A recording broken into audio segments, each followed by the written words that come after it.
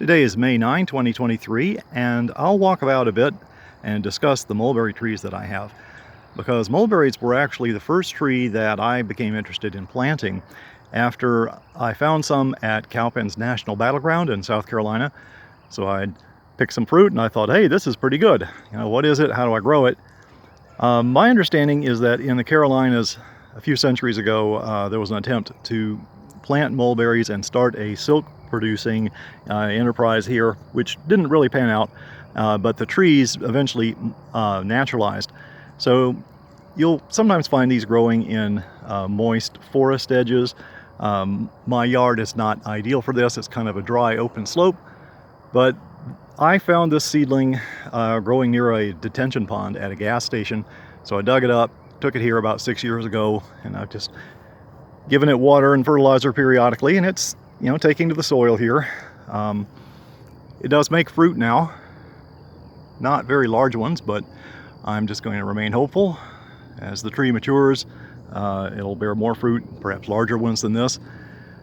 And over here I have a similar one that I got at the same location. Both of these trees will frost back if there is kind of a late frost in March, but if that doesn't occur, then they leaf out quite vibrantly. So what you see here is this is some re-leafing that took place in April, and all the leaves along this stem died out during a late frost. So got this one at the same time. It has kind of a different habit, a lot more branching inside, but it's the same age, and has a few fruits in here if I look close for them. So I've attempted to purchase some mulberries from growers and had mixed success with that. I'll demonstrate that next. This is an ever-bearing mulberry that I obtained from Florida, and I planted it about 2 years ago. All of the growth you see here appeared last year. This tree froze all the way to the soil, and I just clipped it off at the base, and it did regrow. It grew all of this growth in 1 year. This year it froze back. It was attempting to regrow, but it froze down to about a foot off the ground this time. So I'm just going to keep giving it more time. I'm thinking perhaps as the stems continue to mass in the core, it'll become more hardy to the winters.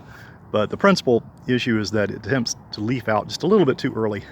I have read of some other gardeners digging theirs up and deciding to plant something else, but I'll be more patient. We'll see what happens with this. Here is a mulberry seedling that I just recently purchased that I intend to put in the ground probably this weekend. There's a spot in the backyard that tends to collect water. I think it will adapt easily to there.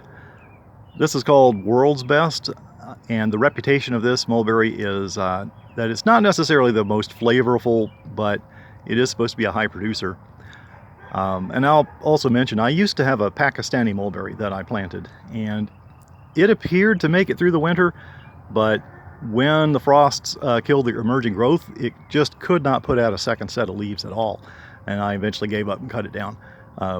So mulberries are a bit of a gamble. It may depend on where you find them, but I don't typically find them for sale at North Carolina nurseries, so that's why I've gone to Florida to get them. As I said, I'll plant this one and find out how it does with the conditions here.